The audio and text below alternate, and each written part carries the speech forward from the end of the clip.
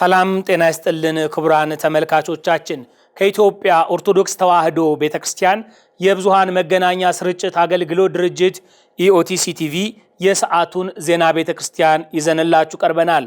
ዜናውን እየመራው አቤል አሰፋ አብሬያችሁ ቆያለሁ። ተከታተሉን። ቀዳሚ ወዳደረግነው ዜና እናልፋለን።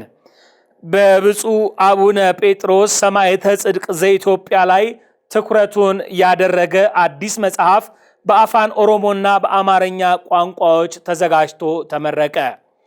በመጽሐፉ ምርቃት ስነ ስርዓት ላይ ብፁዕ አቡነ ሳዊሮስ የመንበረ ፓትርያርክ ጠቅላይ ቤተ ክህነት ዋና ስራ አስኪያጅና ብፁዕ አቡነ ዲዮስቆሮስ የቅዱስ ሲኖዶስ ዋና ጸሐፊ ተገኝተዋል። መምህር ነገሰ ሳህለ መጋቢት 13 2018 ዓመተ ምህረት የኢትዮጵያ ኦርቶዶክስ ተዋሕዶ ቤተክርስቲያን የቁርጥ ቀን ልጅና የሀገር ባለውለታ የሆኑት የሰማዕቱ ብፁዕ አቡነ ጴጥሮስ ታሪክ በአፋን ኦሮሞና በአማርኛ ቋንቋ ተጽፎ ለንባብ በቃ። በአድዋ ድል መታሰቢያ ፓን አፍሪካን አዳራሽ በተከናወነው የምርቃት መርሃ ግብሩ ላይ ብፁዕ አቡነ ሳዊሮስ የጠቅላይ ቤተ ክህነት ዋና ስራ አስኪያጅ፣ የደቡብ ምዕራብ ሸዋና የሸገር ከተማ አህጉረ ስብከት ሊቀ ጳጳስ፣ ብፁዕ አቡነ ዲዮስቆሮስ የቅዱስ ሲኖዶስ ዋና ጸሐፊ፣ የደቡብ ምስራቅ ትግራይና ራያ አህጉረ ስብከት ሊቀ ጳጳስ፣ ብፁዓን አበው ሊቃነ ጳጳሳት ሊቀ ትጉሃን ቀሲስ ታጋይ ታደለ፣ የኢትዮጵያ ሃይማኖት ተቋማት ዋና ጸሐፊ እንዲሁም የቤተ ክርስቲያናችንና የመንግስት የሥራ ኃላፊዎች ጥሪ የተደረገላቸው እንግዶች ተገኝተዋል። በበኩረ ስዩማን ኢጃራ ግርማ የተዘጋጀውና የሰማዕቱ ብፁዕ አቡነ ጴጥሮስ የሕይወት ታሪክ የሚተርከው አቡነ ጴጥሮስ የተሰኘ መጽሐፍ በብፁዓን አበው ሊቃነ ጳጳሳት ጸሎትና ቡራኬ የምረቃ መርሃ ግብሩ ተከፍተዋል።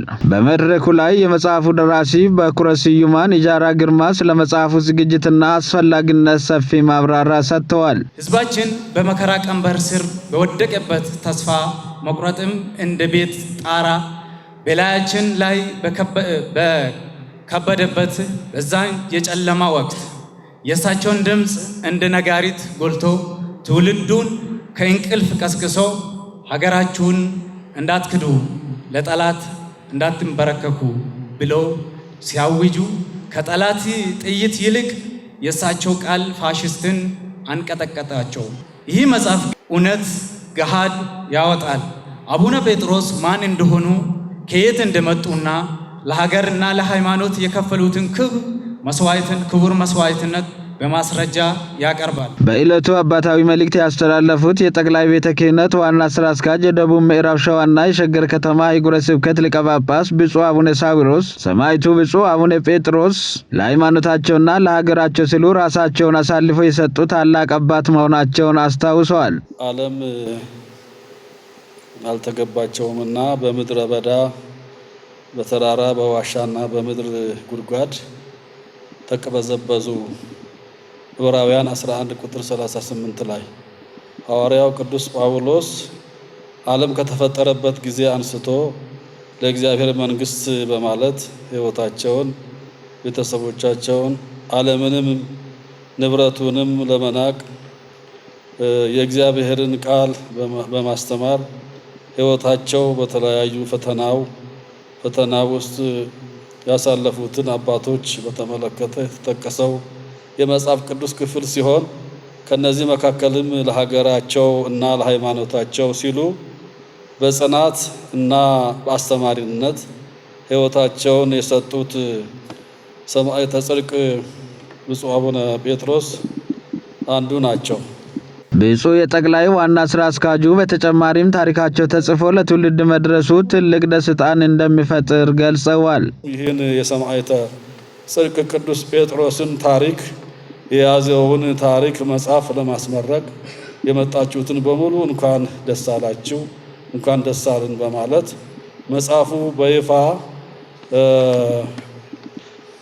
መመረቁን ሁላችንም እናበስራለን። ልጃችን በኩረ ስዩማን በዚሁ በልጅነቱ ይሄንን አስቦ በዚህ ታሪክ ብዙ ጊዜ ተደብቆ የቆየውን ታሪክ መጽሐፍ አዘጋጀ ብሎ በመነሳቱ በጣም እጅግ እናመሰግናለን። በመጽሐፉ አዘጋጅ የቀረበ ልዩ ስጦታ ለብፁዕ ጠቅላይ ዋና ስራ አስኪያጅ የተበረከተላቸው ሲሆን በተያያዘም የቅዱስ ሲኖዶስ ዋና ጸሐፊና የደቡብ ምስራቅ ትግራይና ራያ አህጉረ ስብከት ሊቀ ጳጳስ ብፁዕ አቡነ ዲዮስቆሮስ በበኩላቸው ብፁዕ አቡነ ጴጥሮስ ስለ እምነት፣ ስለ ሀገር ሰማዕትነትን በመቀበል በተግባር ያስተማሩ አባት መሆናቸውን ገልጸዋል።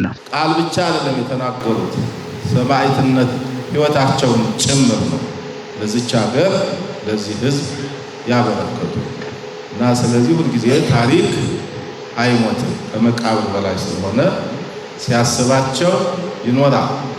የኦሮሚያ ምድር የተቀደሰች ምድር ናት እንል ማጋነን አይሆን። ብዙ ቅዱሳን መካናት ያሉባት ታላቁ ገዳማችን ደብረ ሊባኖስ፣ ጋራ መድኃኔዓለም መናገሻ ገዳም፣ ሌሎቹ ትልልቅ ገዳማት የሚገኙበት ጥንታውያን ገዳም።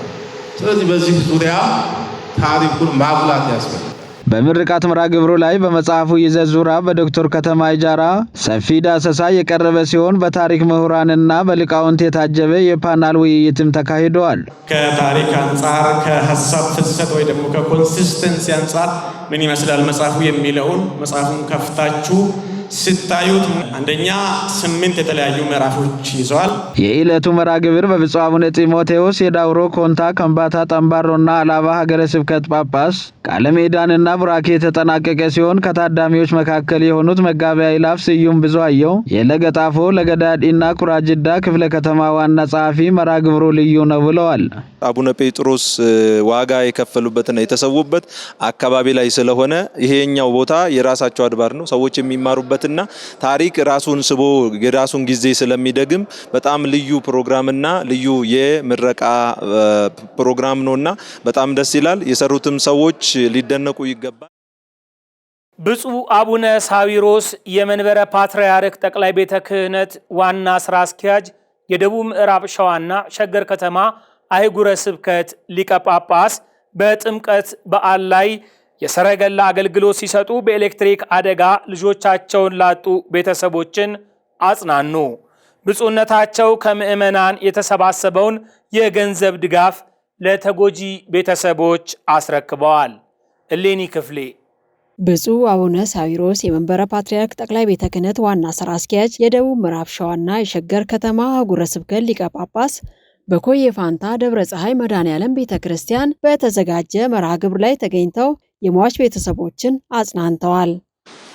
እነዚህ ልጆቻችን ከተወለዱበት ጊዜ ጀምሮ ቤተክርስቲያናቸውን ሲያገለግሉ ከአባቶቻቸው ከእናቶቻቸው የተረከቡትን ሃይማኖት እምነት ተቀብለው ከእምነታቸው ሳይለዩ ሲያገለግሉ ሲላላኩ በጉልበታቸውም በእውቀታቸውም በጊዜያቸውም እግዚአብሔርን ሲያገለግሉ እንዳሉ ወደ እግዚአብሔር ተጠሩ። መልካም ጥሪ ነው። ከሳምንቱም የገብርኄር ስያሜ ጋር አያይዘው ልጆቻችሁ ታማኝ አገልጋዮች ናቸው ሲሉም የሟች ቤተሰብን እንዳያዙና እንዳያለቅሱም አጽናንተዋል። እግዚአብሔርን ደስ ሲያሰኙ እግዚአብሔርን ቤት ሲጠብቁ ቆይተው እንዲሁ እንዳገለገሉ አገልግሎት ላይ እንዳሉ ነው የተጠሩት። ታማኝ ናቸው፣ ታማኝ አገልጋይ ናቸው ማለት ነው። ስለዚህ ለነዚህ ልጆች ማዘን ማልቀስ አይገባም። እግዚአብሔርም ሲኖሩ በእግዚአብሔር ቤት ነው የኖሩት። የሄዱትም ደግሞ ወደሱ ነው የሄዱት። እነሱ መልካም ጉዞ መልካም ጥሪ ነው የደረሳቸው። ጥር 10 ቀን 2018 ዓ.ም በጥምቀት በዓል ላይ ታቦታቱን በሰረገላ አጅበው ሲገፉ የነበሩ 4 ወጣቶች ሕይወታቸው ያለፈና አንድ ወጣት ጉዳት ደርሶበት መትረፉ ይታወሳል። ይህም መላውን ምዕመንም አሳዝኖ ነበር። በኮዬ ፋንታ ደብረ ፀሐይ መድኃኔዓለም ቤተ ክርስቲያን በተዘጋጀው በዚህ መርሃ ግብር ላይም በወቅቱ የነበረው አደጋ በሪፖርት መልክ በደብሮ አስተዳደር በመላከ ምሕረት ተስፋዬ አባተ ቀርበዋል። ተጎጂ ቤተሰቦችን ከጎናቸው መቆምና ማጽናናት የቤተ ክርስቲያን ተቀዳሚ ተግባር በመሆኑ ኮሚቴ በማዋቀር የገቢ ማሰባሰብ መርሃ ግብር በብፁዕነታቸው መልካም ፈቃድ እንዲጀመር ተደርጓል። የኮሚቴው አወቃቀርንም አስመልክቶ በሪፖርቱ እንደተገለጸው 9 አባላት ያሉት አብይ ኮሚቴና 10 አባላት ያሉት ንዑሳን ኮሚቴ ለአንድ ወር የሚቆይ ጊዜያዊ አስተባባሪ ኮሚቴም ጭምር አብሮ የተዋቀረበት እንደነበረም ነው የተገለጸው። በዚህ ገቢ ማሰባሰብ ጊዜያዊ ኮሚቴ የቤተ ክርስቲያኑ አባቶች፣ የሀገር ሽማግሌዎች፣ የአካባቢ ወጣቶች፣ የሰንበት ትምህርት ቤት ወጣቶች፣ የሚዲያ ባለሙያዎች፣ የተጎጂ ቤተሰቦች የተካተቱበት 9 አባላት ያሉበት አብይ ኮሚቴ 10 አባላት ያለበት ንዑሳን ኮሚቴ ለአንድ ወር የሚቆይ ጊዜያዊ አስተባባሪ ኮሚቴ በማዋቀር ስራውን ጀምሯል። ለተጎጂ ቤተሰቦች ለተወሰኑት የሥራ ዕድል የተሰጠ ሲሆን የእህል ድጋፍም መደረጉ ነው የተገለጸው። በዕለቱም ለተጎጂ ቤተሰቦች በንግድ ባንክና በአቢሲኒያ ባንክ በተከፈተ አካውንት ከ4.5 ሚሊዮን ብር በላይ መሰባሰብ መቻሉ ተገልጧል። ከዛሬዋ ዕለት ድረስ በአጠቃላይ በኢትዮጵያ ንግድ ባንክ 4,397,110 ከ49 ሳንቲም ተገኝቷል። በአቢሲኒያ ባንክ 310,117 ከ51 ሳንቲም ተገኝቷል። በድምሩ 4,707,238 ብር ተገኝቷል። ለእያንዳንዳቸው ለ3 ቤተሰቦች የ1 ሚሊዮን ብር ድጋፍ የተሰጠ ሲሆን በህይወት ለተረፈውና ለሌሎችም ተጨማሪ ከ700,000 እስከ 300,000 በየደረጃው የገንዘብ ድጋፍ ተሰጥቷቸዋል። ለወይዘሮ መሰረት ኖኖ በከፈቱት አካውንት 700,000 ብር እንዲገባላቸው ተወስኗል። ለወይዘሮ ሙሉ ወርቅ ጣሰው በከፈቱት አካውንት 1 ሚሊዮን እንዲደርሳቸው ተወስኗል። በመጨረሻም ብፁዕነታቸው ገንዘቡን በማሰባሰብ ለተሳተፉ ኮሚቴዎችና ሰበካ ጉባኤውንም አመስግነዋል። በአገልግሎት ላይ ሳሉ ህይወታቸውን ላጡት 4ቱ ወጣቶችም በኮዬ ፋንታ ደብረ ፀሐይ መድኃኔዓለም ቤተክርስቲያን መታሰቢያ ሐውልት እንደተሰራላቸውም ታውቋል። የመንበረ ክብር ደብረ ታቦር ቅዱስ ሚካኤልና ጻድቁ አቡነ ተክለ ሃይማኖት ገዳም ሰንበት ትምህርት ቤት የመማሪያ ህንፃ የመሰረት ድንጋይ በብፁዕ አቡነ ሳዊሮስ የቴክሳስና አካባቢው ሀገረ ስብከት ሊቀ ጳጳስ ተቀመጠ። ያረካል አድማሱ።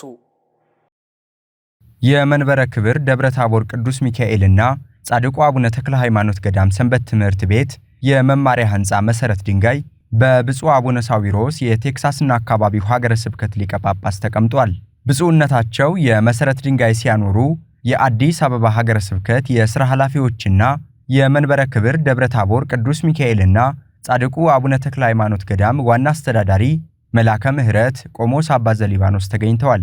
በአዲስ አበባ ሀገረ ስብከት የመንበረ ክብር ደብረ ታቦር ቅዱስ ሚካኤልና ጻድቁ አቡነ ተክለ ሃይማኖት ገዳም ሰንበት ትምህርት ቤት መማሪያ ህንፃ በ3500 ካሬ ሜትር ላይ የሚያርፍ ሲሆን በውስጡም የመማሪያ ክፍሎችን ጨምሮ የስብከተ ወንጌል አዳራሽ፣ የአብነት ትምህርት ቤት፣ ሙዚየምና ቤተ መጻሕፍት እንደሚያካትት ተመላክቷል። ትውልዱን ከማፍራት አኳያ ትውልዱን በሃይማኖት የተቀረጸ ከማድረግ አኳያ ሃይማኖት ያለው አይገልም፣ ሃይማኖት ያለው አያሳድድም፣ ሃይማኖት ያለው ጎጠኛ አይሆንም።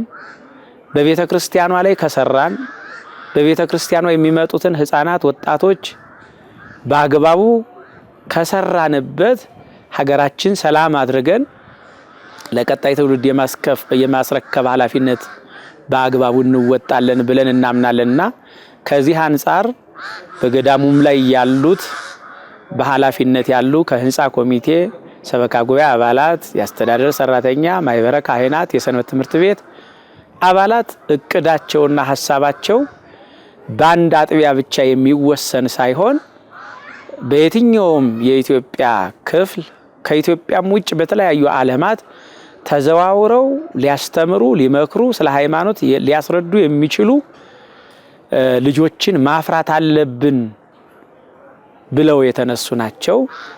እንግዲህ አባቶቻችን ጸሎት አግዞን እኛም ይሄንን የሁሉንም ሐሳብ ባንድ ላይ ተግባራዊ እንዲሆን በዛሬው ዕለት እንግዲህ መሰረት ድንጋይ ተቀምጧል። በነገራችን ላይ ያው መሰረት ድንጋይ ዛሬ ይቀመጥ እንጂ ቅድመ ዝግጅቱ የተጠናቀቀለት ነው። በአግባቡ ስራው የተሰራ ስለሆነ በቀጥታ ወደ ስራ ነው የሚገባው።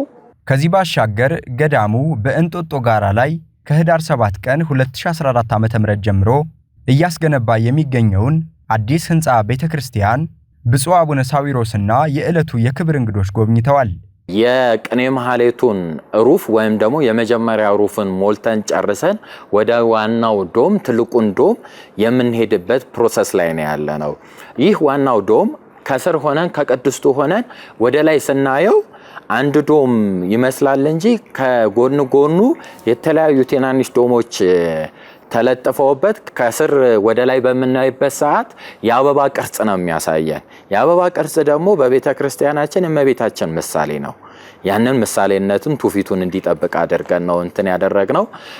ዶሙ ከመሬት ሆነን ወደ ላይ ዶሙ ማለቂያው ድረስ 39 ሜትር ነው ሙሉ ለሙሉ እንትን የሚለው።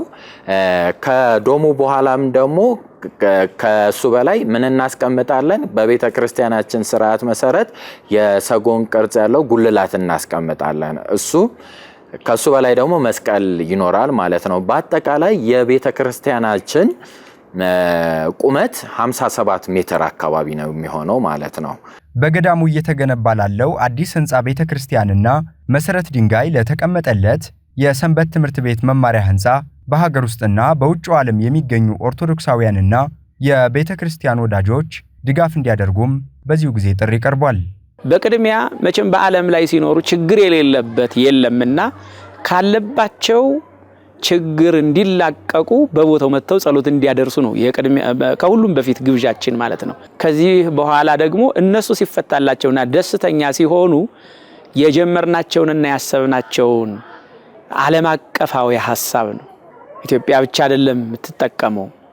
በዓለም ላይ መልካም ሰው ሲኖር የመልካሙ ሰው ጸሎት ለዓለም ይተርፋል። የመልካሙ ሰው መልካም አስተሳሰብ ዕውቀቱ ለዓለም ይተርፋል። ስለዚህ መልካም የሚያስቡ ወጣቶችን፣ መልካም የሚያስቡ የቤተ ክርስቲያን ልጆችን፣ ሃይማኖት ያላቸው የኢትዮጵያ ልጆችን ማፍራት ነው ዓላማው ማለት ነው። ስለዚህ በዚያ ላይ የሚሳተፉ ይሆናሉ። ለጊዜው ግን እኛ ጥሪያችን የሚሆነው ገዳሙን ወቁት የሚል መልእክት ነው የሚኖረን ማለት ነው። አሁን እስካሁን ያደረጋችሁት በዚህ ቦታ የሰራችሁት ሁሉ ያው መብራታችሁ እንዲበራ ወገባችሁ እንደታጠቀ መብራታችሁ እንደበራ ያመለክታል። በእውነት ሁሉም ክርስቲያን ደስ ይላል። እንዲያው በእውነት የሰማይ ቤቱን ዘንግቷል ስንለው እየቀደመን ይታያል። በእውነት እናንተ ቀድማችሁናል። የሰማይ ቤታችሁን ሰርታችኋል፣ በጥቂቱ ሰርታችኋል። እግዚአብሔር ግን ዓይን ያላየውን ጆሮም ያልሰማውን የሰውም ልቦና በሰውም ልቦና ያልታሰበውን እግዚአብሔር ለወዳጆቹ እግዚአብሔር ለቅዱሳኑ ያዘጋጀውን ያንን ሰማያዊ መንግስት ልትወርሱ እነሆ እግዚአብሔር ለእናንተ አዘጋጅቶት ይታያል። እየተከታተላችሁ የምትገኙት ከኢትዮጵያ ኦርቶዶክስ ተዋሕዶ ቤተክርስቲያን የብዙሃን መገናኛ ስርጭት አገልግሎት ድርጅት ኢኦቲሲ ቲቪ ወደ እናንተ የሚደርሰውን የዜና ቤተክርስቲያን ጥንቅራችንን ነው። በ15ኛው መቶ ክፍለ ዘመን በቀዳማዊ አጼ እስክንድር ዘመነ መንግስት የተመሰረተው የደብረ ብፁዓን ጻድቁ አቡነ ሀብተ ማርያም አንድነት ገዳም ልማትን ለማፋጠን የገቢ ማሰባሰቢያ መርሃ ግብር ተካሄደ። መጋቢ ምስጢር ሳህሉ አድማሱ በስነ ስርዓቱ ላይ ተገኝተው ተከታዩን ዘገባ አሰናድተዋል።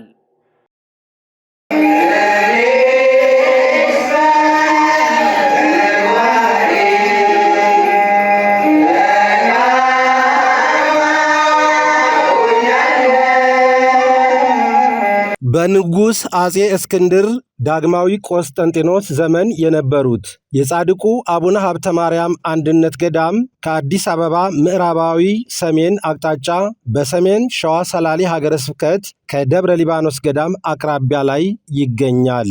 ገዳሙ በበረሃማና በገደላ ገደል ላይ የተመሰረተ ሲሆን ከደብረ ሊባኖስ ገዳም ጀምሮ የ3 ሰዓት የእግር ጉዞ የሚያስከድ ሲሆን በተለይም ለ1 ሰዓት ያህል የሚያስከደው ጉዞ ቀጥ ባለ ዳገት ላይ በመሆኑ ይህም የሚያንሸራትትና በእጅጉ ፈታኝ የሆነ መንገድ ነው። ይህንኑ ተከትሎ ፈታኝ የሆነውን መንገድ ለማስተካከል ተጨማሪ የመናንያንን ማረፊያ ቤት ለመገንባት በዋሻው ላይ የሚፈሰው የጎርፍ ውሃ ለዋሻው ሕልውና አስጊ በመሆኑ ዋሻውን የመታደግ ሥራ ለመስራት የገዳሙ መናንያን የሰርከ ህብስት ገቢ እንዲያገኙ ለማድረግ የገቢ ማሰባሰቢያ መርሃ ግብር ብፁዕ አቡነ ቀውስጦስ የሰሜን ሸዋ ሰላሌ ሀገረ ስብከት ሊቀ ጳጳስና የደብረ ብፁዓን ጻድቁ አቡነ ሀብተ ማርያም አንድነት ገዳም የበላይ ጠባቂ፣ ብፁዕ አቡነ እንጦንስ የምዕራብ ሐረርጌ ሀገረ ስብከት ሊቀ ጳጳስ፣ የአድባራት አስተዳዳሪዎች፣ ጥሪ የተደረገላቸው እንግዶች በተገኙበት የገቢ ማሰባሰቢያ መርሃ ግብር መጋቢት 13 ቀን 2018 ዓ.ም ተካሂደዋል። የመርሃ ግብሩ ተቀዳሚ አዘጋጅ የእመብዙሃን በጎ አድራጎት ማህበር ሲሆን ለመርሃ ግብሩ ቅድመ ዝግጅት የሥራ ማስኬጃ ከ1 ሚሊዮን በላይ የገንዘብ ወጪ መደረጉን የእመብዙሃን የበጎ አድራጎት ማህበር መስራችና የበላይ ኃላፊ የሆኑት በኩረ ምዕመናን ዘላለም ፍስሐ ለዜና ቤተክርስቲያን ዝግጅት ክፍል ገልጸዋል። የገዳሙ ላይ ያለውን ችግር መታደግ ነው ዓላማው እና ችግሩ ያው ምናልባት ካወቃችሁት የአቡነ ሀብተ ማርያም ገዳም ከደብረ ሊባኖስ ወደ 2 ሰዓት ተኩል በእግር መንገድ አለው። ከሱስ ደግሞ 1 ሰዓቱ እግር መንገድ ገደል ነው፣ በጣም ገደል ነው። ባለፈው ነሐሴ የጻድቁ ንግስ በዓለት ሄደን ነበር። የዛለት ሁሉ ሰው ወድቆ ነበር እና ያው እኛ የሚያነሳሳን ያው ሰው ያንን እየፈራ እየሄደም አይደለም። እንደገና ደግሞ አሁን ወቅታዊም ሁኔታ ደግሞ ያው ገዳሙም ላይ መነኮሳቱም ያው ችግር ላይ ናቸው ያሉት ኢቭን የሚመገቡት ሁሉ እስከ ማጣት ድረስ ማለት ነው። ባለው ወቅታዊ ሁኔታ ሰውም እየሄደም ስላልሆነ ማለት ነው። አትሊስት ሰው እንኳን ቶሎ ደርሶ መልስ እንኳን ደርሶ እንዲመጣ ያው መንገዱ ግዴታ ደርሶ መልስ ሊያስመጣው አልቻለም፣ ያው የገደሉ ማለት ነው። ስለዚህ የገደሉን መንገድ ዋናው መስራት ነው አንዱ ዓላማችን። በኩረ ምዕመናን ዘላለም ፍስሐ ይህን መርሃ ግብር በከፍተኛ ገንዘብ ለማዘጋጀት የቻሉት ከአቡነ ሀብተ ማርያም ገዳም ሂደው የተመለከቱት ዘርፈ ብዙ ችግር ከቁጭት ውስጥ ያስገባቸው መሆኑን ጨምረው አብራርተዋል። ቤተክርስቲያን ተቃጠለች፣ ያው ቁጭት ነው፣ ማልቀስ ነው። ማልቀስ ደግሞ ሶሉሽን አይሆንም በሚል ነው እኔ ይህንን ማህበር ለመመስረት ግድ በቃ እንደንትን ያደረገኝ መነሻ የሆነኝ ማለት ነው። ምክንያቱም ተቃጠለ፣ እሺ ምን እናርግ? እኛ ደግሞ እንስራ። ካህናት ላይ ችግር ደረሰ፣ ታረዱ፣ ተቃጠሉ፣ ሞቱ። እኛም ደግሞ ዲያቆናትን ተካን። ለዕለቱ በወጣው መርሃ ግብር መሰረት በእመብዙሃን የበጎ አድራጎት ማህበር መዘምራን መዝሙራት የቀረቡ ሲሆን የአቡነ ሀብተ ማርያምን ገዳም የሚዘክር አጭር ዶክመንተሪ ለታዳሚው ቀርቧል። የደብረ ብፁዓን አቡነ ሀብተ ማርያም አንድነት ገዳም አበምኔት ላይከ ብፁዓን አባ ተክለ ብርሃን በመልእክታቸው እንደገለጹት ጻድቁ አቡነ ሀብተ ማርያም ከእግዚአብሔር አምላክ ልዩ ልዩ ቃል ኪዳን ተሰጥቷቸዋል ብለዋል። ብዙ ቃል ኪዳን ነው ያላቸው አባታችን። እንዲያው ከብዙ በጥቂቱ አንደኛው ምንድነው?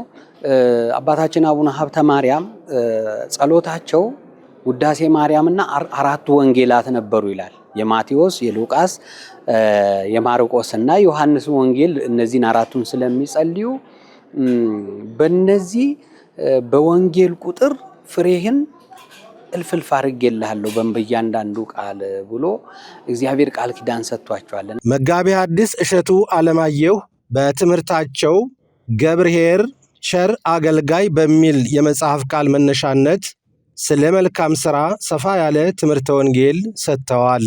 የዕለቱ የመርሃ ግብር ዋና ዓላማ የሆነው የገቢ ማሰባሰቢያም በተጠናከረ መልኩ ተካሂዷል። ብፁዕ አቡነ ቀውስጦስ የሰሜን ሸዋ ሰላሌ ሀገረ ስብከት ሊቀ ጳጳስ የደብረ ብፁዓን አቡነ ሀብተ ማርያም ገዳም የበላይ ጠባቂ ባስተላለፉት አባታዊ መልእክት ጌታችን መድኃኒታችን ኢየሱስ ክርስቶስ በቅዱስ ወንጌል በእኔ የሚያምን እባቡን ጊንጡን ይይዛል፣ የሚገድል መርዝ ቢጠጣም አይጎዳውም በማለት እንደተናገረው በአቡነ ሀብተ ማርያም ገዳም የእባቡና የጊንጡ መንጋ ቢበዛም እባቡና ጊንጡ ሰዎችን ቢነክስም መርዙ ግን እንደማይጎዳቸው ተናግረዋል። በማያያዝም ብፁዕ አቡነ እንጦንስ የምዕራብ ሐረርጌ ሀገረ ስብከት ሊቀ ጳጳስ በበኩላቸው ባስተላለፉት አባታዊ መልእክት ገንዘብ ለጽድቅም ለኩነኔም ሊውል እንደሚችል በታሪክ አስደግፈው መልእክት አስተላልፈዋል።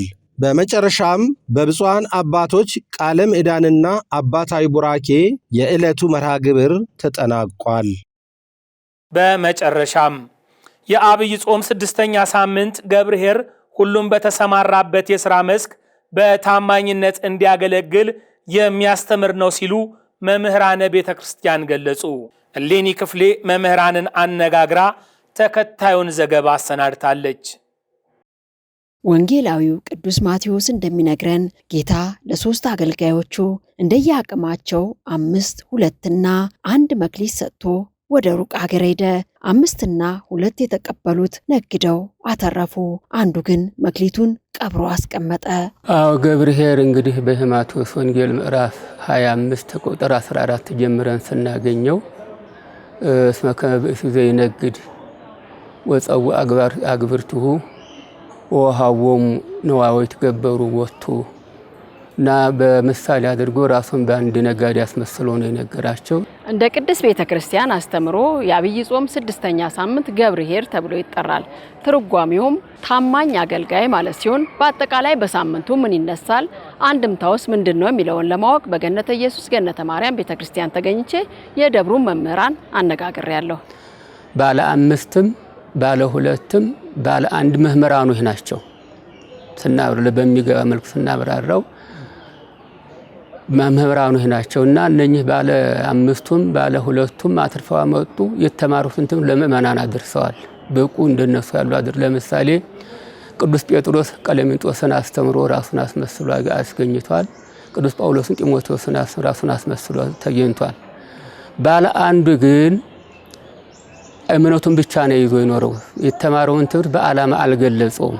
ኢትዮጵያዊ ሊቅ ቅዱስ ያሬድም በአብይ ጾም የሚገኙ ሳምንታትን ለእያንዳንዳቸው ስያሜ ከመሰየም ባሻገር ዜማም ቀርጾላቸዋል። ከመገብርኄር ለእግዚአብሔር ተቀናዮ አቡኑ ላይ ስንሄድ አቡኑም ይሄንኑ ነው የሚለው። እንደ በጎ አገልጋዩ ለእግዚአብሔር ተገዙ ነው። በመዝሙር 2 ላይ ተቀነው ለእግዚአብሔር ወታሶ ለበርአድ ደስ እያለ ለእግዚአብሔር ተገዙ ይላል።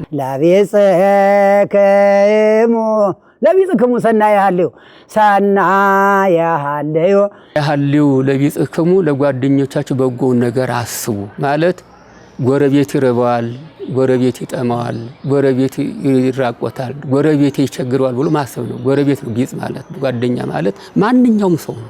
በአገራችን ያለው መከራና ስቃይ የሚያሰቅቃቸው ምዕመናንም እግዚአብሔር በጎውን ዘመን ያመጣ ዘንድ በየአብያተ ክርስቲያናቱ በጾምና በጸሎቱ እየተጉ ይገኛሉ። በገነተ ኢየሱስ ገነተ ማርያም ካገኘናቸው ምዕመናንም የተወሰኑትን ጠይቀናቸዋል። እኔ ይህ ጾም እንደው እግዚአብሔር ወዶና ፈቅዶ እንደ ኃጢአታችን ሳይሆን እንደ ቸርነቱ ስራውን ሰርቶ አገራችን ሰላም ያደርግልን። እንደው ትልቁ በያለንበት ወይም ደግሞ በአቅጣጫው በአራቱ ማዕዘን ያለን የሀገር አለመስማማት ያው ቤተክርስቲያን አገር ሲስማማ ነው ቤተክርስቲያንም ቅዳሴው የሚቀደሰው ኪዳኑ የሚደረሰው ምእመኑና ካህናቱ የሚገናኙትኝ አገር ሰላም ሲሆን ነው። እንደው እግዚአብሔር አምላክ ሀገራችን ሰላም ያደርግልን ነው የምለው።